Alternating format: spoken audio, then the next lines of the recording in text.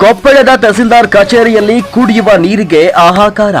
ಅಧಿಕಾರಿಗಳ ನಿರ್ಲಕ್ಷ್ಯಕ್ಕೆ ಸಾರ್ವಜನಿಕರ ಆಕ್ರೋಶ. ಕಚೇರಿಯ ಆವರಣದಲ್ಲಿ ನೀರಿನ ಟ್ಯಾಂಕರ್ ಮತ್ತು ಶುದ್ಧೀಕರಣ ಘಟಕ ಇದ್ದರೂ ಸಹ ಅದು ಬಳಕೆಗೆ ಬಾರದ ಸ್ಥಿತಿಯಲ್ಲಿದೆ.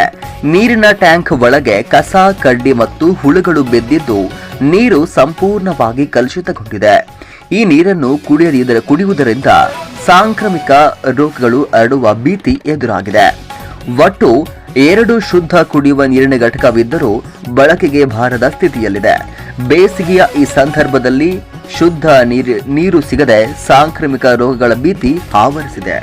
ಪ್ರತಿನಿತ್ಯ ನೂರಾರು ಜನ ಬಂದು ಹೋಗುವ ಕಚೇರಿಯಲ್ಲಿ ಈ ಸಮಸ್ಯೆ ಕಣ್ಣೆದುರಿಗಿದ್ದರೂ ಸಂಬಂಧಪಟ್ಟ ಅಧಿಕಾರಿಗಳು ಕಣ್ಮುಚ್ಚಿಕೊಳ್ಳುತ್ತಿದ್ದಾರೆ ಎಂದು ಸಾರ್ವಜನಿಕರು ದೂರಿದ್ದಾರೆ.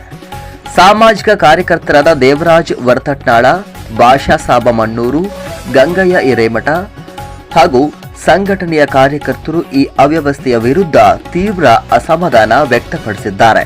ಶುದ್ಧ ನೀರು ಒದಗಿಸುವುದು ಸರ್ಕಾರದ ಕನಿಷ್ಠ ಜವಾಬ್ದಾರಿ.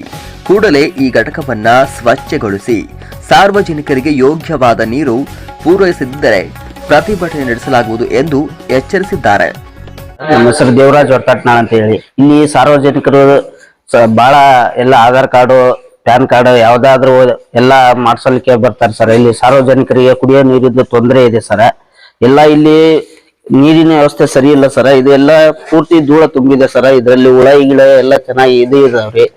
ಪೂರಾ ಡಸ್ಟ್ ಇದೆ ಸರ್. ಒಟ್ಟ ಸ್ವಚ್ಛತೆ ಏನೂ ಇಲ್ಲ ಸರ್. ಇದರಲ್ಲಿ ಇದು ಬಹಳ ಗಲೀಜಾಗಿದೆ ರೀ. ಗ್ಲಾಸ್ ನೋಡಿದ್ರೆ ಪೂರ್ತಿ ಜಂಗ್ ಆಗಿದೆ ಸರ್.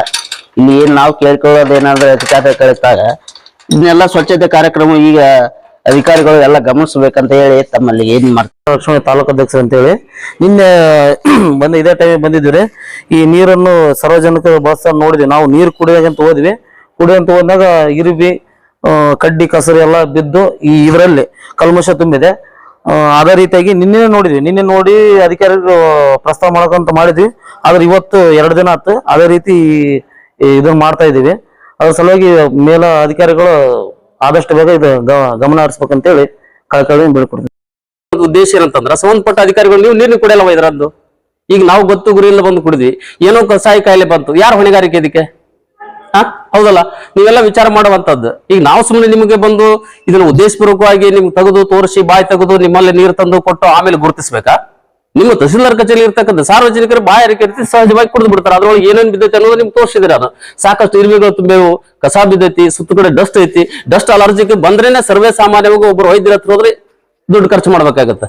ಮತ್ತೆ ಇಂತಹ ಪರಿಸ್ಥಿತಿ ಒಳಗ ನೀವು ಈ ರೀತಿ ಒಳಗ ಇಷ್ಟೆಲ್ಲ ಸರ್ಕಾರ ಇಷ್ಟು ಸವಲತ್ತುಗಳನ್ನು ಮಾಡಿರ್ತಕ್ಕಂಥದ್ದು ಶುದ್ಧ ಕುಡಿಯುವ ನೀರಿನ ಬಗ್ಗೆ ಸಾಕಷ್ಟು ಯೋಜನೆಗಳನ್ನ ನೀವು ಗಮನಕ್ಕೆ ತರ್ತೀರಿ, ಪ್ರಚಾರ ಮಾಡ್ತೀರಿ. ಯಾವ ಉದ್ದೇಶಕ್ಕಿದು? ಆ ಕಡೆ ಇರ್ತಕ್ಕಂಥದ್ದು ಒಂದು ನಿಮ್ ಗಮನಕ್ಕೆ ತಂದಿದ್ದಾಗಿದೆ. ಈಗಾಗಲೇ ನೋಡ್ರಿ, ಈ ರೀತಿ ಇದು ಒಂದಿರ್ತಕ್ಕಂಥದ್ದು ಹೆಸರಿಗೆ ಮಾತ್ರ 2. ಇದರಲ್ಲಿ ನೀವು ನೋಡ್ರಿ ನೀರಿಲ್ಲ, ಇದು ಪೂರ್ಣ ಕಲ್ಮಶವಾಗಿರ್ತಕ್ಕಂಥದ್ದು. ಇದು ಇಲ್ಲಿ ನೋಡಿ ಬಂದಾಗಿರ್ತಕ್ಕಂಥದ್ದು.